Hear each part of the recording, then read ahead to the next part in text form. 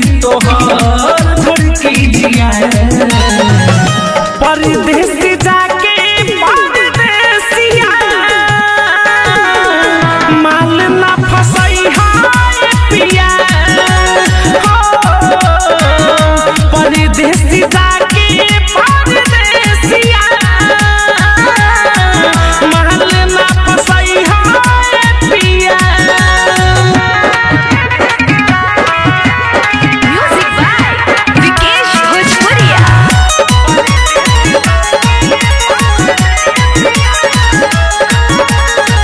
कि गदरल जवानी लेके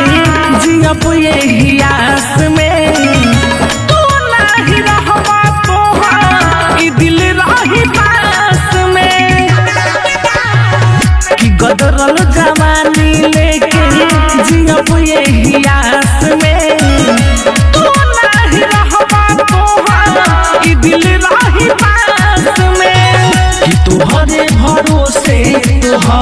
कि तुम्हारे भरोसे तुम्हारी पगली बिया परदेश जाके परदेसिया माल ना फसई हाय पिया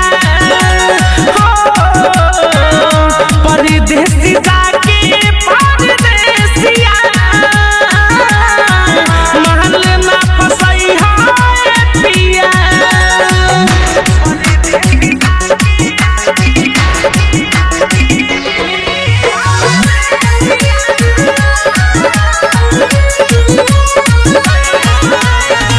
रोज संझिया फोन करके ले ली हो खबर हो राइटर सुरेश होई तहाँ बेसवार हो